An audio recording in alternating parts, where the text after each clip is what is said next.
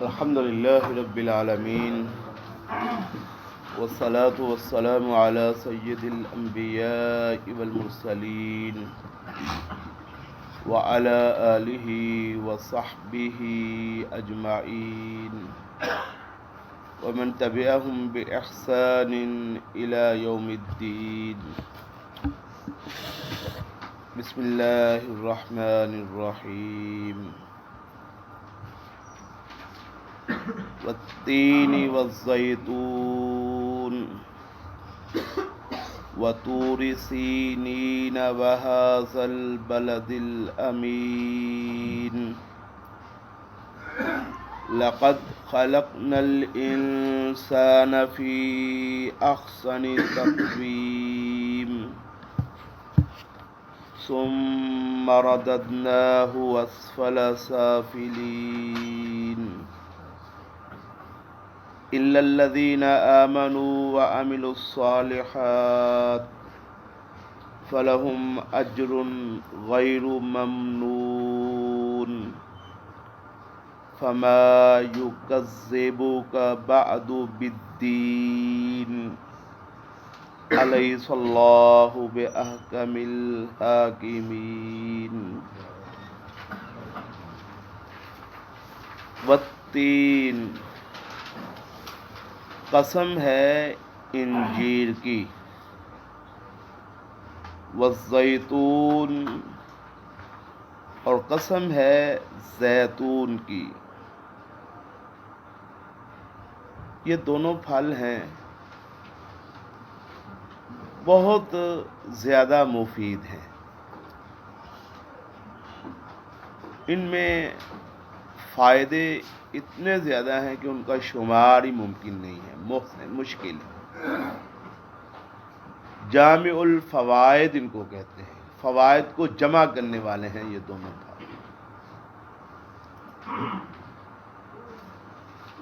ان دونوں پھلوں کا تذکرہ کیا ہے، قسم اٹھائی ہے، اور آگے جا کے اللہ نے فرمایا لقد خلقنا الانسان فی احسن تقویم، ہم نے انسان کو بہترین حالت میں پیدا کیا. تو ان دو پھلوں کی قسم، اور پھر آگے انسان، اس میں مطابقت یہ بیان کی جاتی ہے کہ جیسے یہ دو پھل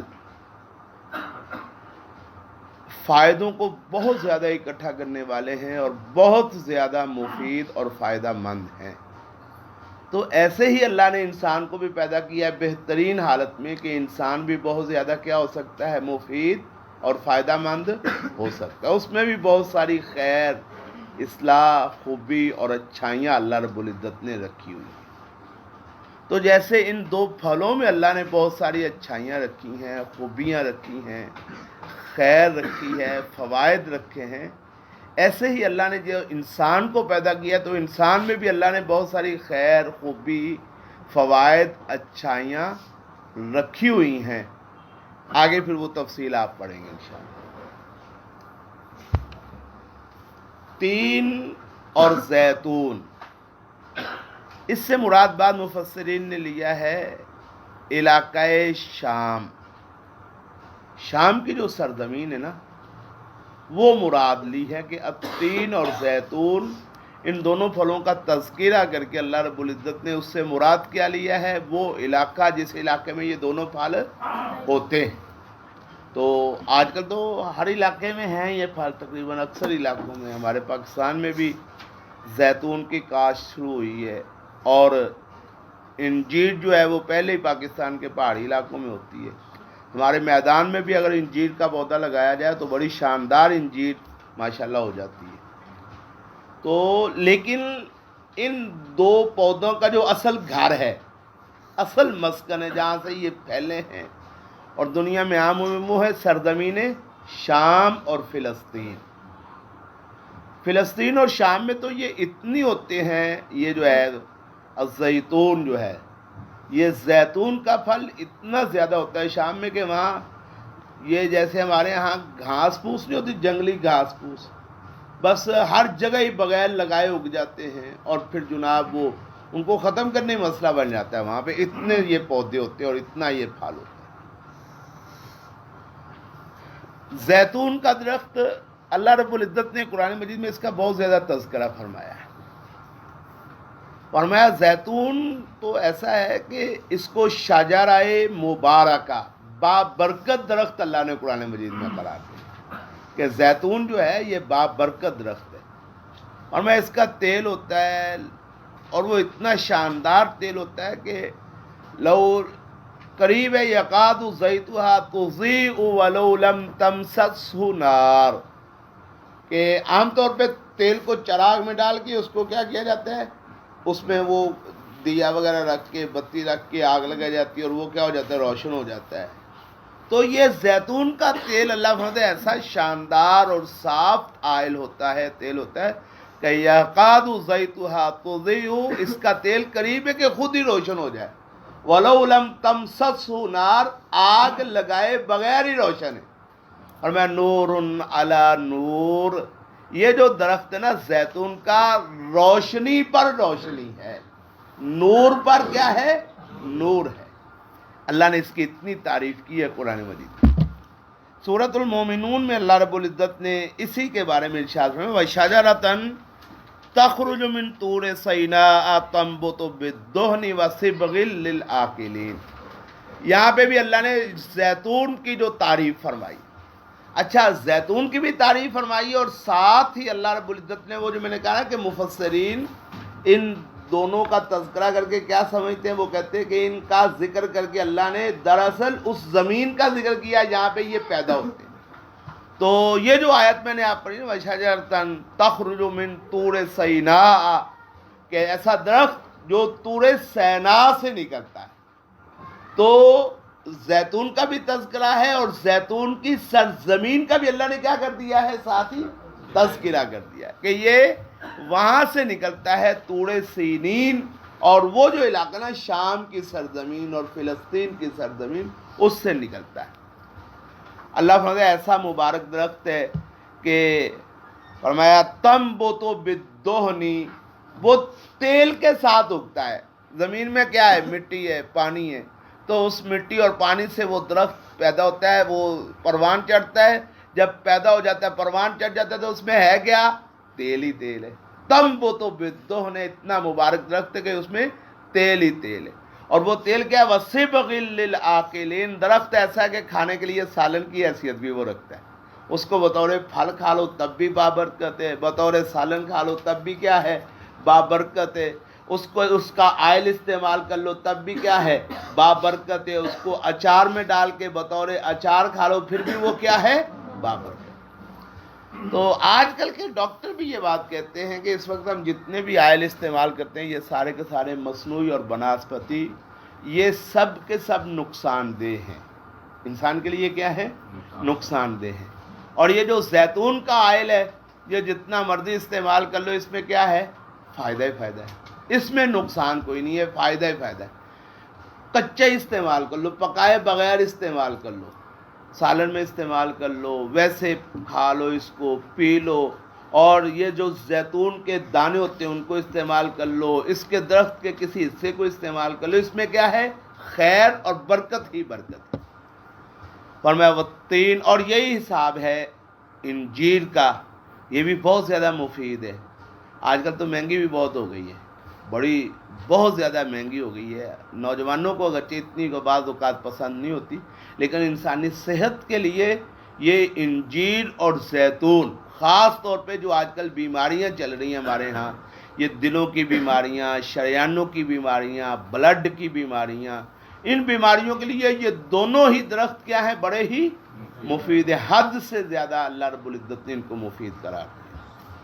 فرمایا والتین، قسم ہے انجیر کی، والزیتون، اور قسم ہے زیتون کی، ان دونوں کی قسم، اور جن علاقوں میں یہ پیدا ہوئے ہیں ان کی بھی قسم، ان کی بھی کیا ہے، قسم ہے.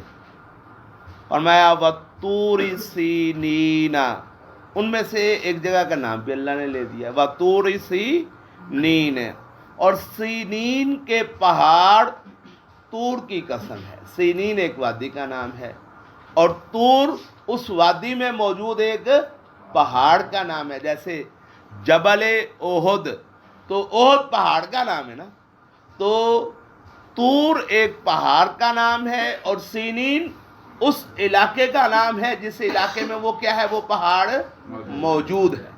وَطُورِ سِینِینَ، اور سینین کے طور کی قسم، طور سینین کی قسم. وَهَٰذَا الْبَلَدِ الْأَمِینِ، اور اس امن والے شہر کی قسم. یہ امن والے شہر سے مراد کون سا شہر ہے؟ مکہ مکرمہ. پیچھے بھی ذکر ہوا نا شہر امن والے کا. لا فلا اقسم بهذا البلد وانت حل بهذا البلد ووالد وما ولد. یہ آپ پڑھ کے آئے پیچھے. والتین والزیتون، قسم ہے انجیر کی، والزیتون اور زیتون کی، وطور سینین اور طور سینین کی یا سینین کے طور کی، وَهَٰذَا الْبَلَدِ الْأَمِینِ اور اس امن والے شہر کی. یہ چار قسمیں اللہ نے اٹھائی. چار قسمیں اٹھا کے فرمایا لقد خلقنا الانسان، لقد البتہ یقیناً، بلا شبہ یقیناً، خلقنا ہم نے پیدا کیا، الانسان انسان کو، فی احسن تقویم سب سے اچھی حالت میں، بہترین اچھی ترین حالت میں ہم نے اس کو کیا کیا، پیدا کیا ہے. اچھا اب جو پہلے چار قسمیں اور پھر یہ انسان کی اچھی حالت کا تذکرہ ہے، اس کے آپس میں مطابقت کیا ہے؟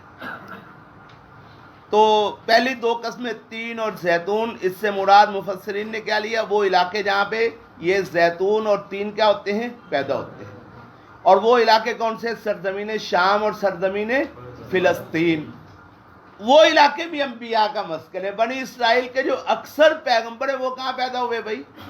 فلسطین میں. آپ جس پیغمبر کا بھی نام اٹھائیں گے، عیسیٰ علیہ السلام، موسیٰ علیہ السلام، اسی طرح حضرت ابراہیم علیہ السلام، ان کے بیٹے حضرت اسحاق اور اسماعیل علیہ السلام، پھر یعقوب علیہ السلام، پھر یعقوب علیہ السلام کی اولاد کے سارے پیغمبر، ان سارے پیغمبروں کا علاقہ آبائی وہ کون سا ہے؟ فلسطین اور شام کا علاقہ ہے. تو شام، فلسطین، طور سینین اور مکہ، ان چار شہروں کی گویا کہ اللہ قسم اٹھا رہا ہے. مقصد کیا ہے کہ دیکھو ان شہروں میں جو پیدا ہوئے ہیں لوگ، ان لوگوں کو دیکھ لو. کون لوگ پیدا ہوئے ہیں؟ ابراہیم علیہ السلام سے شروع ہو جائے، ابراہیم، اسماعیل، اسحاق، یعقوب، پھر یوسف علیہ السلام، پھر اس حضرت وہ جو ہیں عیسیٰ علیہ السلام، حضرت موسیٰ علیہ السلام، یہ ان شہروں میں پیدا ہوئے. اور پھر بلد الامین میں پیدا ہوئے جناب محمد الرسول اللہ صلی اللہ علیہ وسلم. تو ان سارے شہروں میں پیدا ہونے والے جو لوگ ہیں ان کو دیکھو، ان کو دیکھنے سے سمجھ آتی ہے نا کہ انسان بہترین حالت میں ہے. انسانوں میں سے جو سب سے زیادہ کسی چیز کو ماڈل بنانا تو اس کو پیش کیا جاتا ہے نا، کہ بندہ کہے جی یہ جو سائیکل ہے بہترین سواری ہے، تو کہا جائے کون سی سائیکل، تو سائیکلوں میں سے جو بہترین ہو وہ بندہ پیش کرتا ہے کہ یہ دیکھو ذرا اس کو استعمال کر کے دیکھو ہے. تو انسان جو ہے ہم نے اس کو بہترین حالت میں پیدا کیا. تو یا اللہ دلیل کیا ہے؟ اللہ کہتا ہے وہ جو شام میں انسان ہم نے پیدا کیے تھے نا، فلسطین میں جو لوگ ہم نے پیدا کیے تھے، اور جناب جو ہم نے طور سینین میں پیغمبر بھیجا تھا، اور جو محمد الرسول اللہ اس بلد الامین میں پیدا ہوئے تھے، ان کو دیکھ لو. کیا ان کو دیکھ کے یہ بات سمجھ نہیں آتی کہ انسان کو ہم نے بہترین حالت میں پیدا کیا؟ انسان بہترین حالت میں، فرشتوں سے بھی افضل ہے انسان. اگر افضل ہے تو اللہ نے فرشتوں کو کہا نا کہ اس کو کیا کرو، اذ قلنا للملائکۃ اسجدوا لآدم، ہم نے فرشتوں سے کہا کہ انسان کو کیا کرو، سجدہ کرو. فسجدوا الا ابلیس، انہوں نے سجدہ کیا، سجدہ کرنے سے انکار ایک ابلیس نے کیا. ابا واستکبر، تکبر کی بنیاد پہ. فکان من الکافرین، تو اللہ نے اس کو کن لوگوں میں شامل کر دیا؟ کافروں میں شامل کر دیا.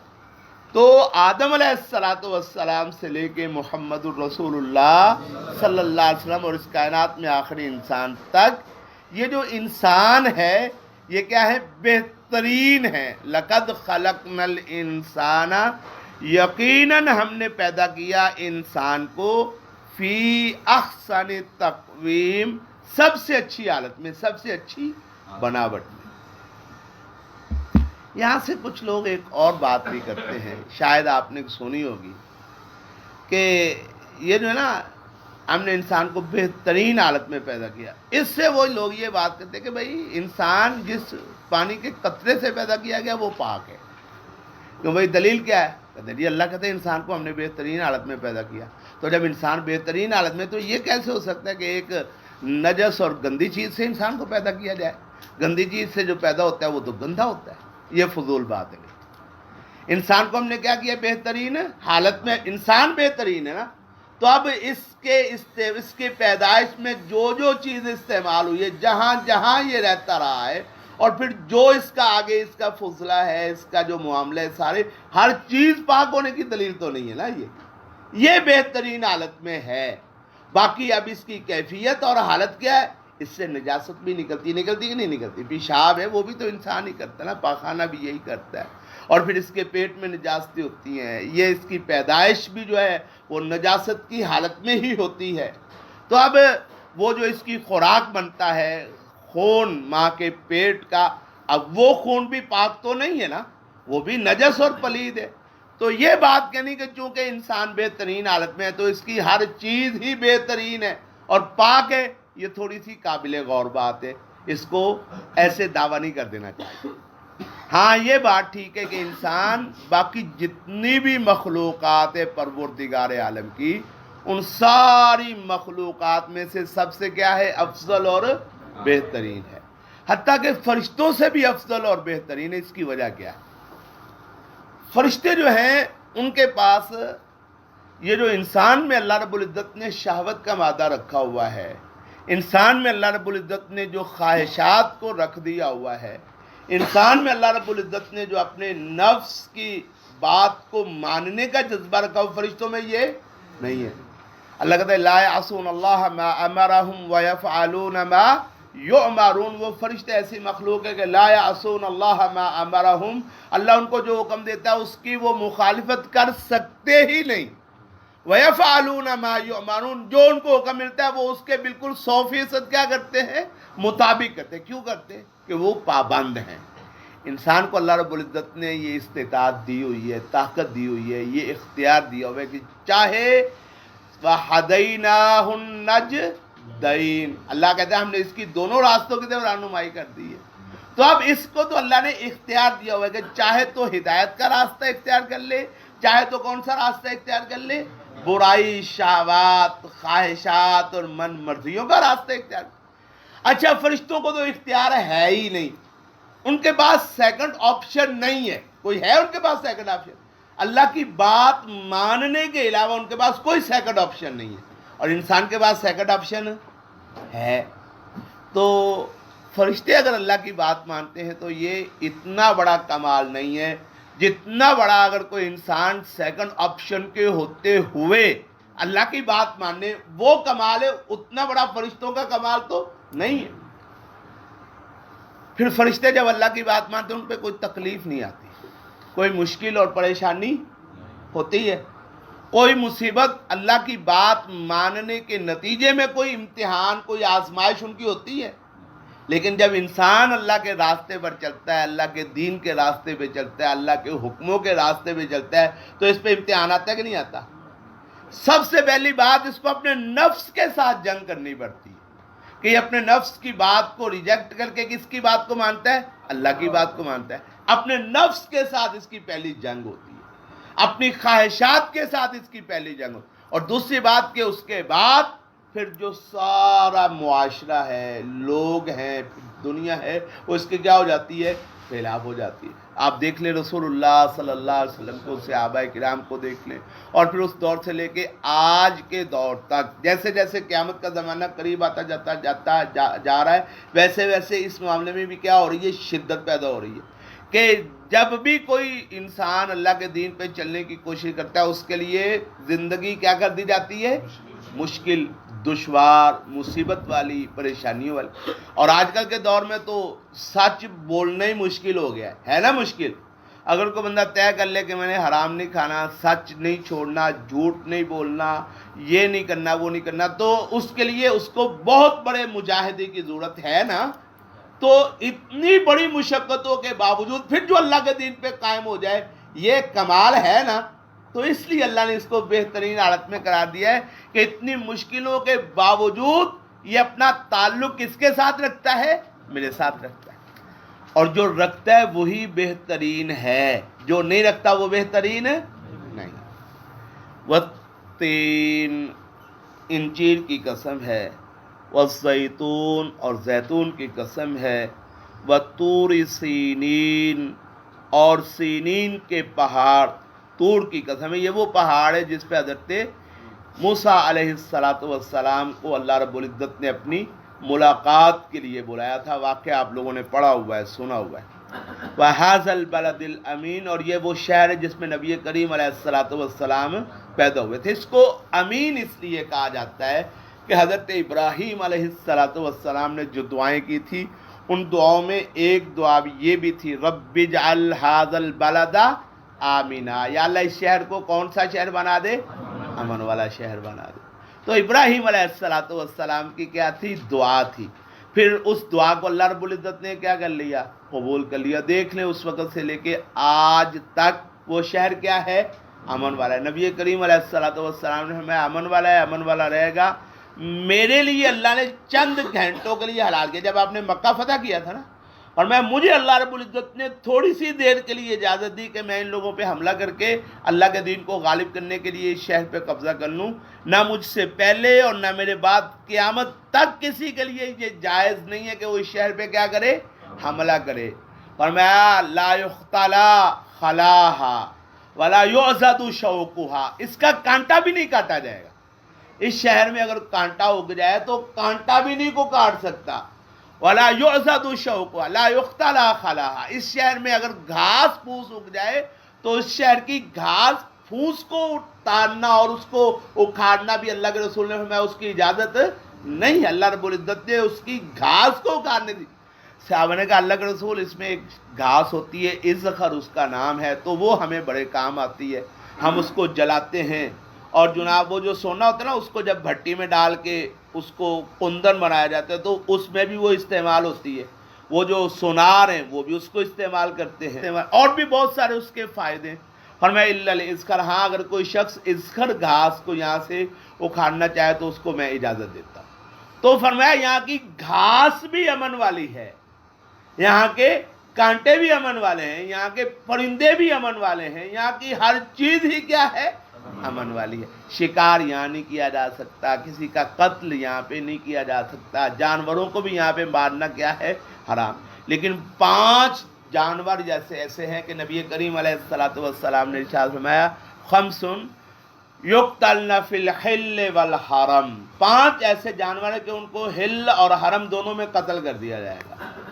تو امن والا شہر ابراہیم علیہ السلام کی اس دعا کی وجہ سے بنا، رب اجعل ھذا البلد آمنا.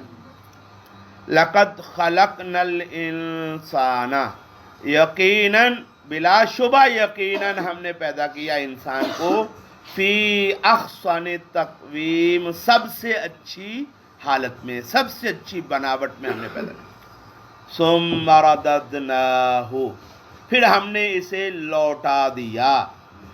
رد کہتے ہیں لوٹانے کو. رد کس کو کہتے ہیں؟ لوٹانے کو. 2 دال ہے نا، را اور 2 دال. رددناہ، پھر ہم نے اس انسان کو لوٹا کے بنا دیا کیا؟ اسفلا، سب سے نیچا، سافلین، سب سے نیچوں میں. سب سے نیچوں میں بھی سب سے نیچا کر دیا ہم نے اس انسان کو. پہلے ہم نے اس کو بہترین حالت میں پیدا کیا، پھر ہم نے کیا کر دیا؟ رددناہ، اس کو لوٹا کے بنا دیا اسفلا سافلین، نیچوں میں سب سے نیچا. الا الذین آمنوا وعملوا الصالحات. اچھا آگے ہے جو سب سے نیچا نہیں ہے ان کا تذکرہ ہے. سب سے جو نیچے نہیں ہے ان کو اللہ نے نہیں. اور میں انسان کو ہم نے بہترین حالت میں پیدا کر کے پھر کیا کر دیا؟ اس کو سب سے نیچوں میں داخل کر دیا. تو جو اللہ کی نافرمانی کرتا ہے، اللہ کی بات نہیں مانتا، اللہ کی اطاعت نہیں کرتا، اللہ کے پیغمبر کی ہدایات پہ عمل نہیں کرتا، وہ پھر کیا ہے؟ سب سے نیچوں میں بھی سب سے نیچا ہے۔ اللہ فرماتے ہیں اولئک کالانعام بل ہم اضل، یہ جانوروں کی طرح ہیں۔ اچھا جانوروں کی طرح پھر تو سب سے نیچا نہ ہوا ہے، جانور تو نیچے ہوتے نا، تو پھر تو صرف نیچا ہوا۔ اللہ کہتے ہیں بل ہم اضل، یہ ان سے بھی کیا ہے؟ زیادہ گمراہ ہے۔ تو جانور نیچ ہوتے ہیں، نیچوں میں سے بھی سب سے کیا کر دیا ہم نے؟ اس کو نیچا کر دیا۔ جو کافر ہیں، جو اللہ کے نافرمان ہیں، وہ کیا ہے؟ سب سے نیچ اور کمینے ہیں۔ انسان بڑا شرف والا ہے، عزت والا ہے، بہترین حالت والا ہے، کب؟ جب صاحب ایمان ہو، اور جب صاحب ایمان نہ ہو تو پھر اس کی حیثیت کتے اور خنزیر اور ان سے بھی گئی گزری ہے، ان سے بھی کیا ہے؟ گئی گزری۔ اگر یہ بہتر ہونے پہ آئے تو اللہ کہتے ہیں ہم نے اس کو فرشتوں سے بھی افضل قرار دیا ہے، افضل پیدا کیا ہے۔ اور اگر یہ بدتر ہونے پہ آئے تو اللہ کہتا ہے وہ جو جانور ہیں نا، درندے ہیں، کتا ہے، خنزیر ہے، گدھا ہے، ان سے بھی کہیں بدتر ہے، کہ کتا، خنزیر اور گدھا وہ تو یہ زندگی گزار کے ختم ہو جائیں گے، یہ انسان پھر اس زندگی کے بعد ختم نہیں ہوگا، بلکہ ہمیشہ ہمیشہ کے لیے زندگی کی کیا بھگتتا رہے گا؟ سزا کو بھگتتا رہے گا۔ الا الذین، مگر وہ لوگ، آمنو جو ایمان لائے، وعملوا الصالحات اور انہوں نے نیک عمل کیے، فلہم تو ان کے لیے ہے اجر، اجر غیر ممنون، کبھی ختم نہ ہونے والا، کبھی ختم۔ انسان جب نیکی کرتا ہے نا تو اللہ رب العزت نے اس پہ رحمت یہ فرمائی ہے، رسول اللہ نے فرمایا جب یہ بندہ بیمار ہو جاتا ہے نا، بیماری کے نتیجے میں جو انسان عمل نہیں کر سکتا، نیکی نہیں کر سکتا، پہلے وہ کرتا تھا، بیماری کے دوران نہیں کرتا تھا، نبی کریم فرماتے، اللہ فرماتے میرے اس بندے کے وہ جو پہلے عمل تھے نا، وہ اس کی بیماری کی حالت میں جاری رکھو، وہ اس کے جاری رکھو، اور اس کو پہلے جو عمل صحت کی حالت میں کرتا تھا ان اعمال کا اس کو اجر و ثواب کیا کرتے رہو؟ دیتے رہو۔ تو یہ اس کا کمال ہے کہ اگر یہ صدقہ جاریہ کا جب یہ مر جاتا ہے اور مرنے کے بعد وہ اس کا صدقہ کیا رہتا ہے؟ نیکی کیا رہتی ہے؟ جاری رہتی ہے۔ تو انسان پھر اس کی جو اولاد ہے وہ اس کے مرنے کے بعد ان کی نیکیوں کا اجر بھی اس کو کیا ہوتا ہے؟ پہنچتا رہتا ہے۔ پھر اولاد کی آگے اولاد، پھر ان کی اولاد، پھر ان کی اولاد، پھر اس کے لیے دعا کرنے والے، پھر یہ صدقہ۔ تو اس کے کوئی نہ کوئی اللہ رب العزت نے مومن کا حساب ایسا چلایا ہوتا ہے کہ وہ مرنے کے بعد بھی اس کی نیکی ختم نہیں ہوتی، رکاوٹ نہیں ہے کوئی۔ الا الذین آمنوا، مگر وہ لوگ جو ایمان لائے، وعملوا الصالحات اور انہوں نے نیک عمل کیے، فلہم تو ان کے لیے ہے اجر، ایسا اجر غیر ممنون جو کبھی ختم نہیں کیا جانے والا۔ فما یکذبک، تو کس چیز نے تجھے آمادہ کیا ہے جھٹلانے پر، بعد بالدین، اس کے بعد قیامت کو۔ تو اس کے بعد اتنا علم ہو جانے کے بعد اب تجھے کون سی چیز ابھارتی ہے کہ تو قیامت کا انکار کرے؟ اے انسان، تو اب جو قیامت کا انکار کرتا ہے، یوم الدین کا انکار کرتا ہے، تو اب تجھے کس چیز نے اس بات پہ ابھارا ہے؟ فما یکذبک، تو کون سی چیز تجھے تکذیب پر آمادہ کرتی ہے، بعد، اس کے بعد، بالدین، قیامت کی تکذیب پر۔ الیس اللہ، کیا نہیں ہے اللہ تبارک و تعالی، بے احکامل، سب سے زیادہ بڑا حاکم، الحاکمین، حاکموں میں سے، کیا اللہ نہیں ہے حاکموں میں سے سب سے بڑا حاکم؟ تو چھوٹا سا حاکم بھی ہو وہ بھی انصاف کو اپنے لیے کیا سمجھتا ہے؟ ضروری سمجھتا ہے۔ پاکستان والا قانون تو نہیں نا ساری دنیا سے چلتا ہے بھائی، ہیں کہ جو غریب ہو اس کو رگڑ دو اور جو امیر ہو اس کو کیا کرو؟ اس کے لیے چھٹی والے دن بھی عدالتوں کو آج فیصلہ کر کے ہی جانا ہے۔ تو یہ قانون تو ہمیشہ ہر جگہ پہ نہیں نا چلتا۔ تو چھوٹے سے چھوٹا بھی جو حکمران ہوتا ہے اس کی خواہش یہ ہوتی ہے کہ اس کی جو رعایا ہے اس میں کیا ہو؟ امن ہو، انصاف ہو، عدل ہو۔ تو چھوٹے سے چھوٹے حاکم کی بھی خواہش ہوتی ہے کہ میری رعایا میں کیا ہو؟ عدل اور انصاف ہو۔ تو جو سب حاکموں سے بڑا حاکم ہے، کیا وہ انصاف نہیں کرے گا؟ اور جب انصاف کرے گا تو پھر قیامت کا دن، یوم الدین، بدلے کا دن ہے نا۔ قیامت کا دن پھر جھٹلاتے کیوں ہو؟ قیامت کے دن کا تو پھر انکار کیوں کرتے ہو؟ اللہ تو احکم الحاکمین ہے، جب وہ سب حاکموں سے بڑا حاکم ہے تو پھر یوم الدین کے انکار کی اب کوئی گنجائش باقی نہیں۔ بسم اللہ الرحمن الرحیم۔ والتین والزیتون، انجیر کی قسم اور زیتون کی قسم، وطور سینین اور طور سینین کی قسم، وہذا البلد الامین اور اس امن والے شہر کی قسم، لقد خلقنا الانسان، بلا شبہ یقیناً ہم نے پیدا کیا انسان کو، فی احسن تقویم، سب سے اچھی بناوٹ میں، ثم رددناہ، پھر ہم نے اسے لوٹا کر دیا، پھر ہم نے اس کو لوٹا دیا، بنا دیا دوبارہ، اسفل سافلین، نیچوں میں سب سے نیچا، الا الذین آمنوا، مگر وہ لوگ جو ایمان لائے، وعملوا الصالحات اور انہوں نے نیک عمل کیے، فلہم تو ان کے لیے ہے، اجر ایسا اجر، غیر ممنون جو کبھی ختم نہیں کیا جانے والا، فما یکذبک، تو کیا چیز ہے جو جھٹلانے پر آمادہ کرتی ہے تجھے، بعد اس کے بعد، بالدین بدلے کے دن کو، اے انسان اس کے بعد تجھے یوم الدین جھٹلانے پر کون سی چیز آمادہ کرتی ہے؟ الیس اللہ، کیا نہیں ہے اللہ تبارک و تعالی، بأحکم الحاکمین، سب حاکموں سے بڑا حکم۔